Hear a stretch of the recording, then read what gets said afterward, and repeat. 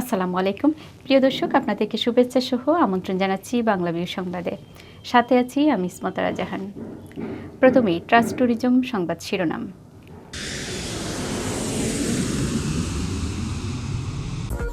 দেশে ভয়াবহভাবে বাড়ছে করোনা সংক্রমণ। 9 মাসের মধ্যে সর্বোচ্চ আক্রান্ত শনাক্ত, মারা গেছেন আরও 25 জন। বাংলাদেশ ও ভুটানের প্রধানমন্ত্রী দ্বিপাক্ষিক বৈঠক, ব্যবসা বাণিজ্য প্রসার ও যোগাযোগ সহ বিভিন্ন বিষয়ে পারস্পরিক সহযোগিতার আশ্বাস। ভারতের প্রধানমন্ত্রী নরেন্দ্র মোদীর বাংলাদেশ সফরের প্রতিবাদে সিলেট বাম সংগঠনে মানববন্ধন ও কালো পতাকা মিছিল, পুলিশের লাঠিচার্জে আটক 7। সিলেটের কুশিয়ারা নদীতে ধরা পড়েছে 6 মণ ওজনের বাগাইট, বিক্রি হলো 4 লাখ টাকায়। সিলেটের বাগানে উৎপাদিত হচ্ছে বিশেষ জাতের হোয়াইট ও ইয়েলো টি। বিশ্ববাজারে সমাদৃত এই চা উৎপাদনের সংশ্লিষ্টরা চান সরকারি পৃষ্ঠপোষকতা। সিলেটের বিয়ানীবাজার সীমান্তে বিজিবি বিএসএফ পতাকা বৈঠক, উত্তেজনার অবসান ঘটলে সমাধান হয়নি মসজিদ নির্মাণ নিয়ে জটিলতার। সিলেটে একদিনে আরও 67 জন করোনা আক্রান্ত শনাক্ত, করোনা আক্রান্ত হয়ে মারা গেছেন আরও 1 জন। এতক্ষণ শুনছিলেন শিরোনাম, এবার বিস্তারিত। দেশে প্রতিদিনই বাড়ছে করোনা আক্রান্তের সংখ্যা। গেল 24 ঘন্টায় দেশে একদিনে করোনা ভাইরাসে সংক্রমিত আরও 25 জনের মৃত্যু হয়েছে। একই সময় নতুন করে আরও 3,554 জন রোগী শনাক্ত হয়েছে, যা 9 মাসের মধ্যে সর্বোচ্চ।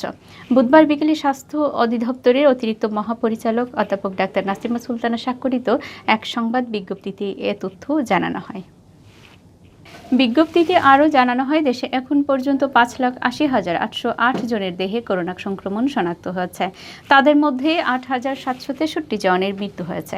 এর আগে গত বছরের 15 জুলাই দেশে করোনা শনাক্ত হয়েছিল 3,533 জনের শরীরে।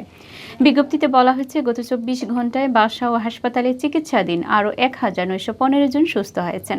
আর এ পর্যন্ত মোট সুস্থ হয়েছেন 5,27,909 জন। সারা দেশে সরকারি ও বেসরকারি ব্যবস্থাপনায় 219টি ল্যাবে গেল 24 ঘন্টায় 27,683 নমুনা সংগ্রহ করা হয়। এর মধ্যে পরীক্ষা করা হয় 27,502টি নমুনা। গেল 24 ঘন্টায় মারা যাওয়া 25 জনের মধ্যে 18 জন পুরুষ ও 7 জন নারী। তাদের মধ্যে ঢাকা বিভাগে 18 জন, চট্টগ্রাম বিভাগে 3 জন, এছাড়া রাজশাহী, সিলেট, বরিশাল ও রংপুর বিভাগে 1 জন করে মোট 4 জন রয়েছেন।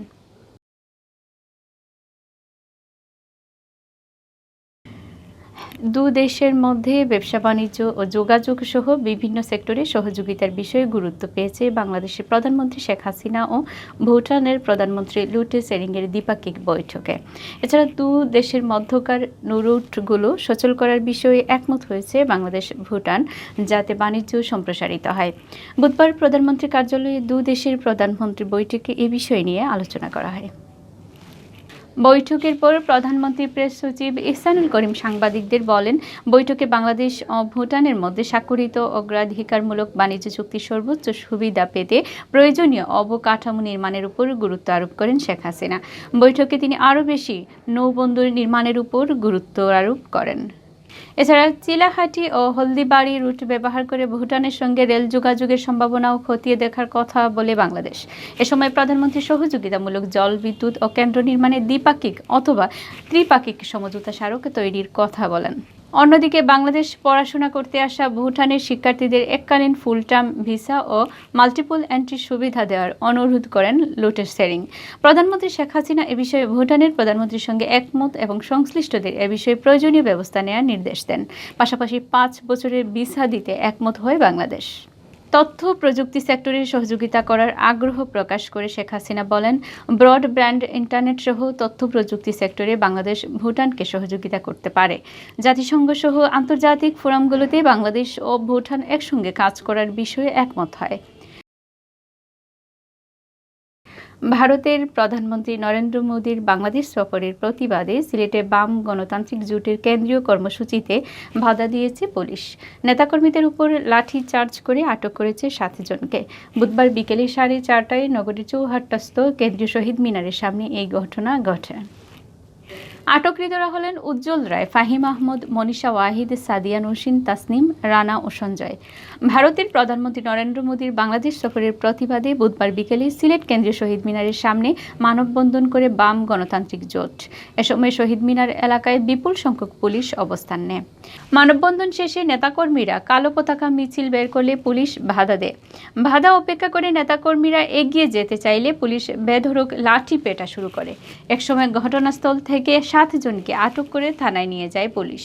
সিলেট মহানগর পুলিশের অতিরিক্ত উপকমিশনার BM আশরাফ উল্লাহ তাহের বলেন, স্বাধীনতার সুবর্ণ জয়ন্তী অনুষ্ঠানের সম্মানিত অতিথি হিসেবে ভারতের প্রধানমন্ত্রী নরেন্দ্র মোদীর বাংলাদেশ সফরকে ঘিরে একটি মহল অস্থিতিশীল পরিস্থিতি সৃষ্টির অপচেষ্টা চালাচ্ছে। এর অংশ হিসেবে বুধবার বিকেল 4:30টার দিকে সিলেট কেন্দ্রীয় শহীদ মিনারের সামনে তারা মানববন্ধন শেষে রাস্তা অবরোধ করে বিশৃঙ্খল পরিস্থিতি সৃষ্টির চেষ্টা করলে পুলিশ তাদের ছত্রভঙ্গ করে দেওয়া হয়। ঘটনাস্থল থেকে 7 জনকে আটক করা হয়েছে।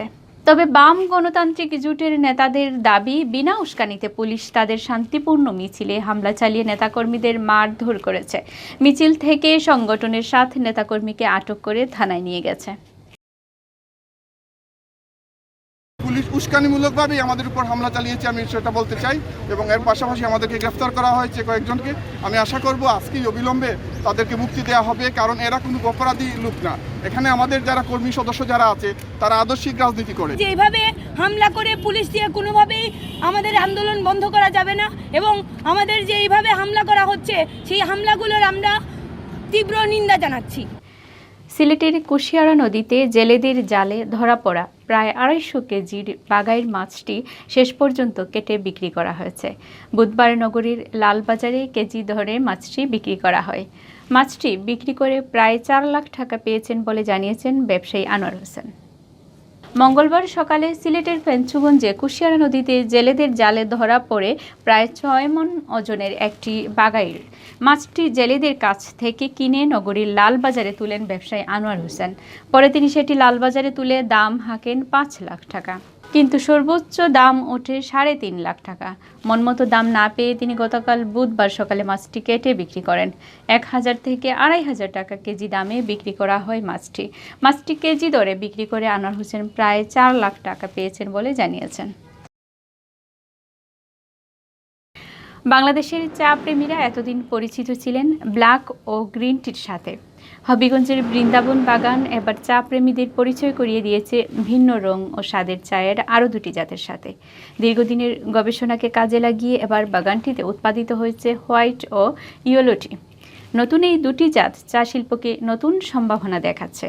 তবে চা বাগান সংশ্লিষ্টরা বলেছেন, সরকারি পৃষ্ঠপোষকতা ছাড়া শুরুতে বাণিজ্যিকভাবে এই চা উৎপাদন সম্ভব নয়।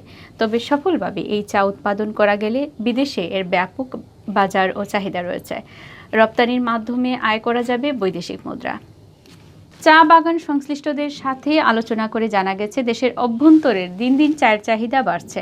একই সাথে মানুষ ব্ল্যাক টির পাশাপাশি ভিন্ন স্বাদের চায়ের দিকে ঝুঁকছে।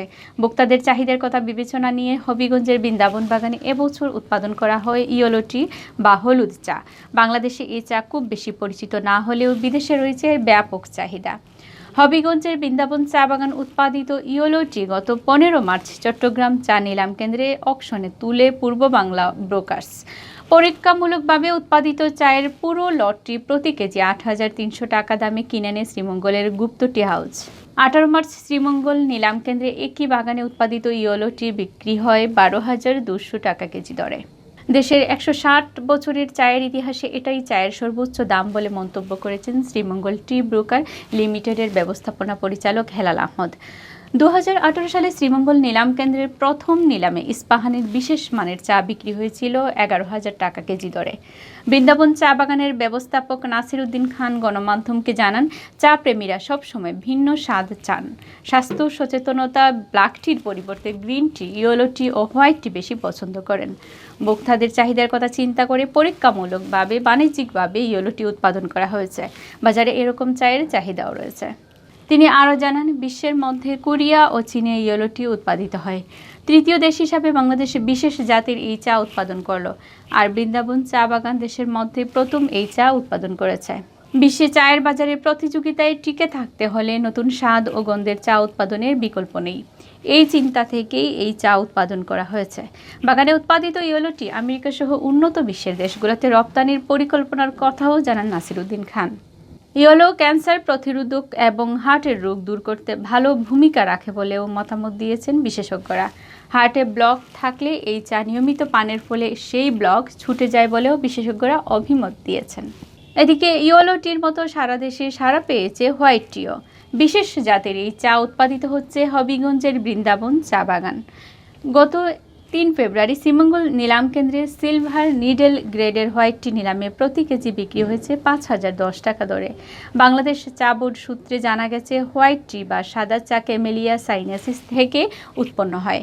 চীনে প্রথম এই চা চাষ করা হয়েছিল। অতি সম্প্রতি এটি পূর্ব নেপাল, তাইওয়ান, উত্তর থাইল্যান্ড, শ্রীলঙ্কা ও ভারতে উৎপাদিত করা হচ্ছে। বর্তমানে বাংলাদেশেও এর উৎপাদন শুরু হয়েছে। সাদা চা ক্যামেলিয়া সাইনেসিস নামক গাছের কুঁড়ি থেকে এবং পাতা থেকে তৈরি করা হয়।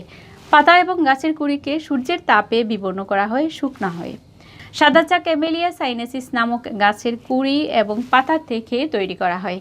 পাতা এবং গাছের কুঁড়িকে সূর্যের তাপে বিবর্ণ করা এবং শুকানো হয়।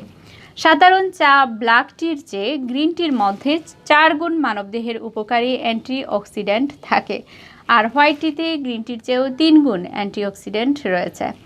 ইয়েলো এবং হোয়াইট টির চাহিদা ও বাজার মূল্য বেশি হলেও সরকারি পৃষ্ঠপোষকতা ছাড়া দেশের বড় বাগানগুলোতে এটি উৎপাদন সম্ভব নয় বলে দাবি করেছেন বাগান সংশ্লিষ্টরা। তারা বলেছেন, উন্নত জাতের এই চা উৎপাদনে খরচ বেশি, প্রক্রিয়াজাত করতে হয় ম্যানুয়ালি। তাই শুরুতে এই চা উৎপাদন সরকারের পৃষ্ঠপোষকতা প্রয়োজন। বাংলাদেশ চা সংসদ উত্তর সিলেট সার্কেলের চেয়ারম্যান নোমান হায়দার চৌধুরী জানান, সিলেটে পরীক্ষামূলকভাবে ইয়েলো এবং হোয়াইট টি উৎপাদন হয়েছে। দাম বেশি হয় দেশের অভ্যন্তরের এই চার চাহিদা খুব বেশি নেই, তবে বিদেশে এর ব্যাপক চাহিদা রয়েছে। কিন্তু এরকম জাতের চা উৎপাদনে খরচ অনেক বেশি পড়ে, তাই বাগানগুলো এরকম চা উৎপাদনে আগ্রহী হয় না। তিনি বলেন, চা বাগান মালিকরা নিলামে চায়ের ন্যায্য মূল্য পাচ্ছেন না। চা বিক্রি করে উৎপাদন খরচই বের করা সম্ভব হচ্ছে না। উৎপাদন বাড়লে চায়ের দাম আরও কমে যায়, অথচ দিনকে দিন বাজারে প্যাকেটজাত চায়ের দাম বেড়েই চলছে। তাই চা শিল্পকে রক্ষায় নিলামে চায়ের মূল্য বাড়াতে হবে। বাগান মালিকরা লাভের মুখ দেখলে তারা নতুন জাতের চা নিয়ে আরও আগ্রহী হবেন।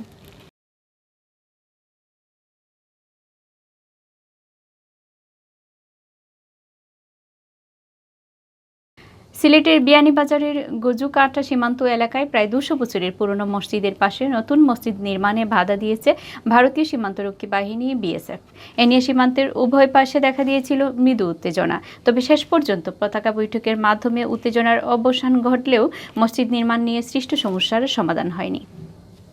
ঊর্ধ্বতন কর্তৃপক্ষের সাথে বিষয়টি নিয়ে আলোচনা করে সিদ্ধান্ত জানানোর আশ্বাস দিয়েছে বিএসএফ। এ অবস্থায় মসজিদ নির্মাণ কাজ বন্ধ রয়েছে। তবে সীমান্তের জিরো লাইনের 150 গজের মধ্যে করা 3টি ব্যাংকারের মধ্যে একটি বুধবার বন্ধ করেছে বিএসএফ। পতাকা বৈঠকে ব্যাংকার বন্ধ করার জোরালো দাবি জানিয়েছিল বিজিবি। মঙ্গলবার বিকেলে মসজিদ নির্মাণ ইস্যু নিয়ে সুতারকান্দি আইসিপিতে বিজিবি ও বিএসএফ এর মধ্যে পতাকা বৈঠক অনুষ্ঠিত হয়।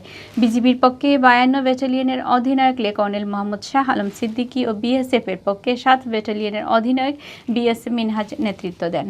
বিজিবি 52 ব্যাটালিয়নের অধিনায়ক লেফটেন্যান্ট কর্নেল মোহাম্মদ শাহ আলম সিদ্দিকী জানিয়েছেন, গজুকাটা জামে মসজিদ অনেক পুরনো।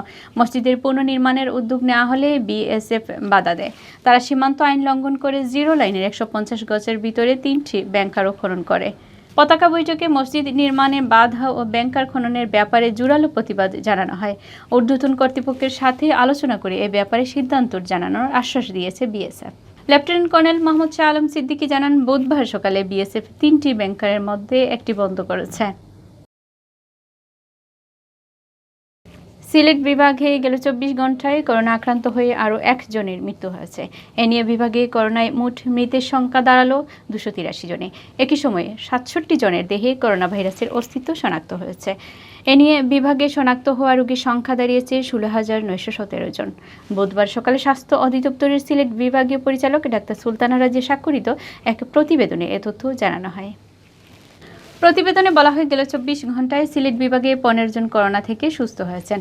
আর এ নিয়ে সিলেটে সুস্থ হওয়া রোগীর সংখ্যা দাঁড়ালো 15,943 জনে। গত 24 ঘন্টায় আক্রান্ত শনাক্ত হওয়া 67 জনের মধ্যে 33 জনই সিলেট জেলার বাসিন্দা। বাকিদের মধ্যে মৌলভীবাজারে 18 জন ও হবিগঞ্জে 1 জনের শরীরে করোনা শনাক্ত হয়েছে। নতুন করে করোনায় আক্রান্ত 67 জনকে নিয়ে সিলেট বিভাগে মোট করোনা প্রমাণিত রোগীর সংখ্যা দাঁড়ালো 16,917 জনে, যাদের মধ্যে সিলেট জেলার 10,337 জন, সুনামগঞ্জে 2,571 জন, হবিগঞ্জ জেলায় 2,025 জন ও মৌলভীবাজারে 1,984 জন। একই দিনে সিলেট বিভাগে নতুন করে আরও 15 জন করোনা ভাইরাসে আক্রান্ত রোগী বাসা ও হাসপাতালে চিকিৎসাধীন থেকে সুস্থ হয়ে উঠেছেন, যাদের সকলেই সিলেট জেলার বাসিন্দা। এর মধ্য দিয়ে বিভাগে করোনা থেকে সুস্থ হওয়া রোগীর সংখ্যা 15,943 জন, যাদের মধ্যে সিলেট জেলায় 9,718 জন, সুনামগঞ্জে 2,529 জন, হবিগঞ্জ জেলায় 1,684 জন, মৌলভীবাজারে 1,912 জন।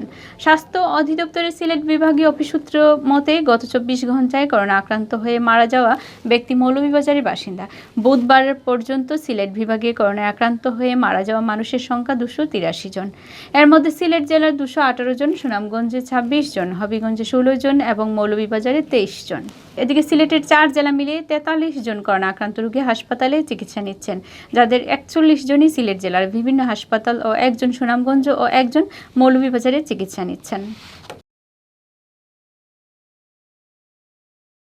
এতক্ষণ শুনছিলেন বাংলাভিউ রাতের সংবাদ। এরপর প্রচারিত হবে সিলেটের আঞ্চলিক সংবাদ। দেখার আমন্ত্রণ রইল। সাথে থাকার জন্য ধন্যবাদ।